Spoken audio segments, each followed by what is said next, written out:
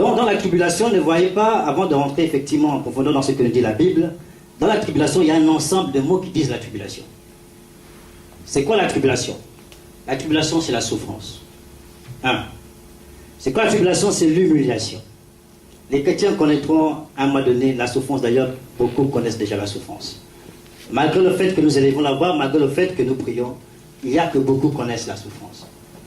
Beaucoup connaissent seulement la souffrance qu'à un moment donné, ils ont des prières assez spéciales. J'ai une anecdote qui m'a été racontée d'une personne en pleine intercession. Elle a tellement souffert qu'au moment où on lui a demandé de prier pour louer et glorifier Jésus, la personne s'est mise assise, en toute humilité, en tout respect, en toute foi, a commencé à dire Jésus. Vraiment, les gens qui t'ont tué là ont eu raison. Vraiment, ils ont eu raison, mais pardonne-moi, je te dis qu'ils ont vraiment eu raison. Moi, depuis que je souffre, je prie, je lève la voix vers toi, tu ne fais rien.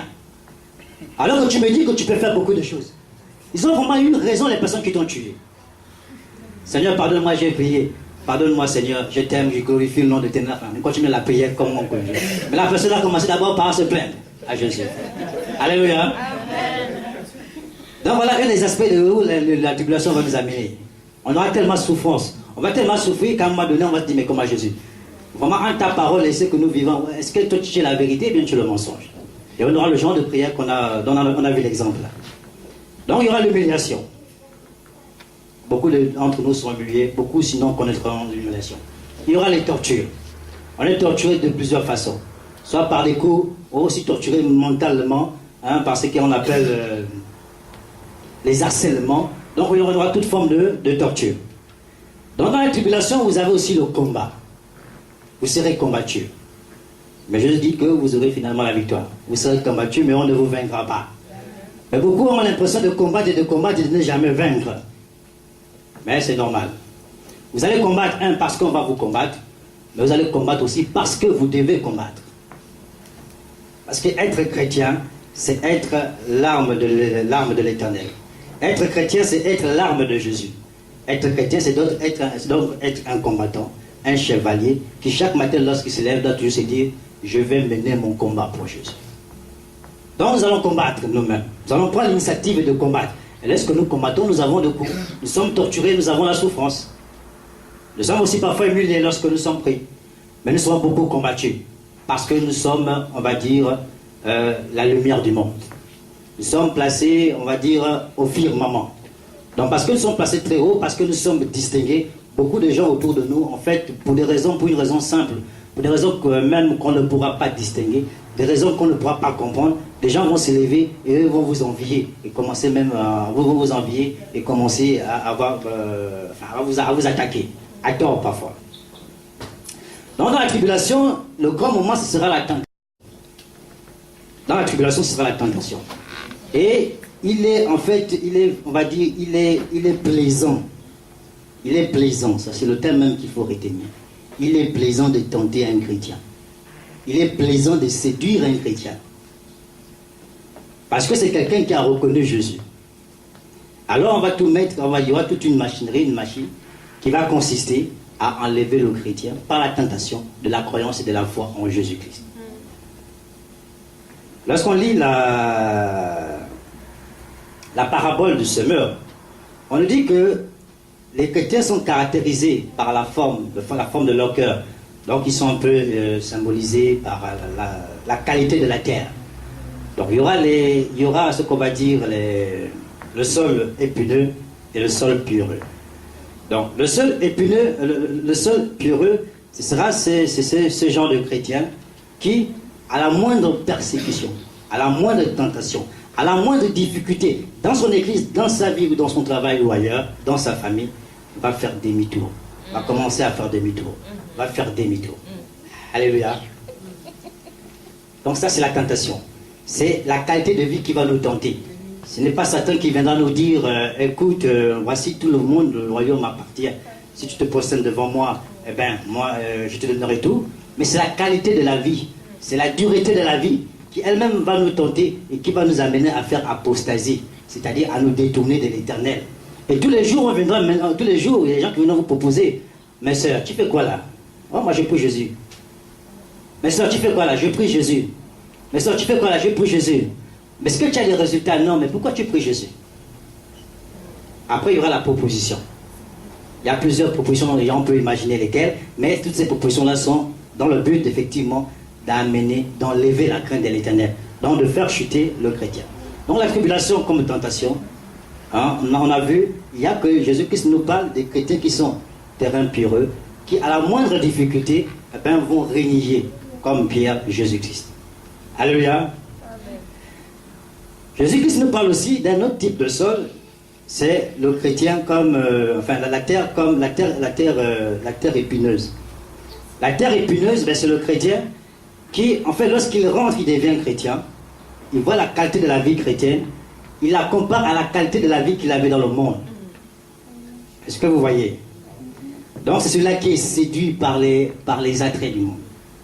Et s'il est séduit par les attraits du monde, progressivement, il va se détacher de l'Église. Parce qu'il verra que c'est trop astreignant que de persévérer pour Jésus.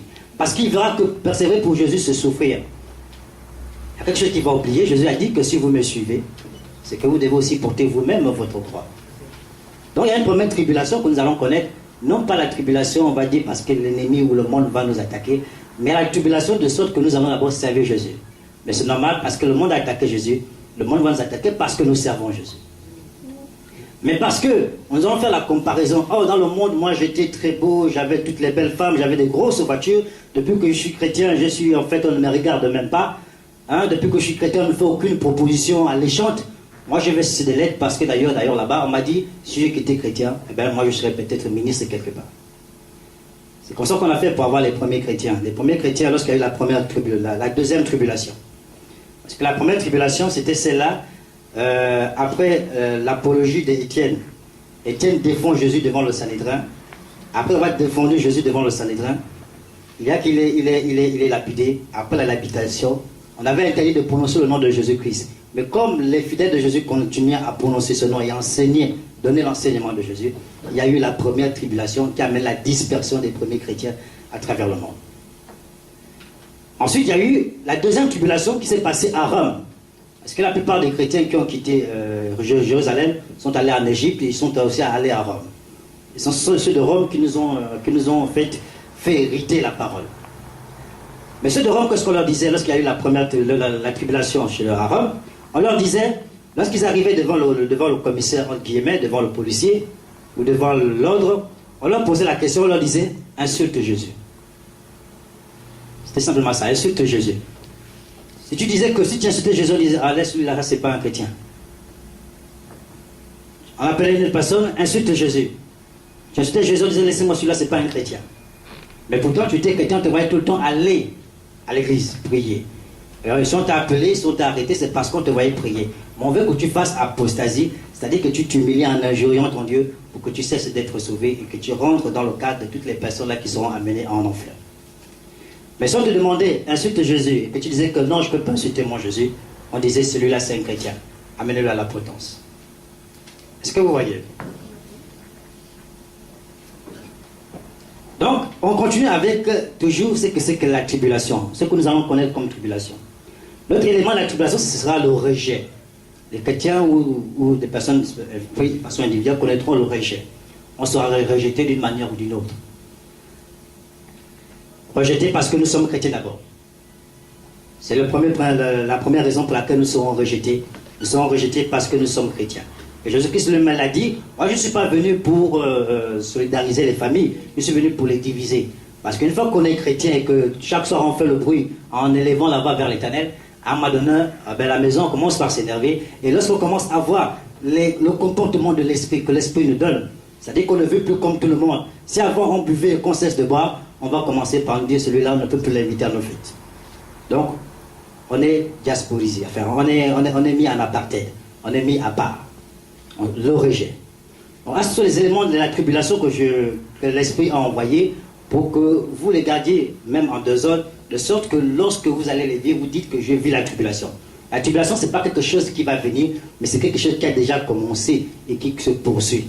Parce que même, comme Jésus lui a dit, avant la fin de ce siècle, c'est-à-dire avant même qu'il ne meure, beaucoup de choses auront déjà commencé. Donc les choses vont commencer et se poursuivre. Et à chaque fois que nous vivons certains événements que Jésus a déjà prévus. Et nous allons vivre la tribulation selon les dimensions que j'ai déjà citées ici. L'autre élément de la tribulation que nous allons vivre, ce sera la trahison. Combien de personnes ne sont pas senties trahies? Combien de personnes n'ont pas été trahies? Combien de personnes ont fait confiance et à un moment donné, ayant fait confiance, même trop confiance, se sont retrouvées toutes seules? Alléluia. Amen. Le grand exemple de la trahison, c'est Judas. Je ne développe pas ça, mais il y a que dans la tribulation, lorsque vous allez constater que vous êtes beaucoup trahis par les vôtres, surtout par les vôtres, dites tout simplement que c'est un effet de la tribulation. C'est-à-dire quelque chose que Jésus a dit, ne vous étonnez pas de ça. C'est ce qui va arriver. Amen. Alléluia. Amen. Il y a aussi la solitude. La solitude, c'est en rapport avec le rejet. Vous serez abandonné. Vous serez, en fait, bon, en tout cas, c'est normal pour nous parce que je vous ai dit que vous êtes mis à part. Mais la solitude, à un moment donné, c'est une solitude qui va le plus souvent, lorsqu'on est seul, mais on rentre dans des préoccupations, dans des réflexions, un tas de choses. On n'est pas considéré, on est mis... en fait, il y a une certaine vie intérieure de celui qui vit seul. Donc, en fait, il ne vit pas bien. Il ne vit pas bien parce qu'il n'est pas aimé par les autres. Donc, il y a la souffrance du fait de n'être pas aimé et de vivre seul. Mais il y a quelque chose qui sera aussi pertinent, c'est que vous serez des hommes de valeur, n'est-ce pas? La Bible dit que vous êtes des hommes de valeur. La Bible dit que nous sommes la tête, nous ne sommes pas la queue. La Bible dit que nous sommes bénis. La Bible dit que nous sommes des rois, n'est-ce pas? La Bible dit que nous sommes la lumière du monde, nous sommes le sel du monde. Mais malgré cette grande valeur-là que vous donne la Bible, que vous donne le Saint-Esprit, il y a que vous serez beaucoup méprisés. Vous serez des personnes vous allez avoir des grands diplômes parfois, mais vous serez méprisés. Vous allez avoir des grandes entreprises parfois, mais vous serez méprisés. Vous allez faire des grandes actions dans le monde, mais vous serez méprisés. Vous allez faire des grandes choses. Vous allez aider beaucoup de gens, mais vous serez méprisés. C'est-à-dire qu'on ne reconnaîtra pas votre valeur. On ne reconnaîtra pas la qualité, le degré de ce que vous êtes. On ne vous reconnaîtra pas à votre juste valeur. Vous serez méprisés.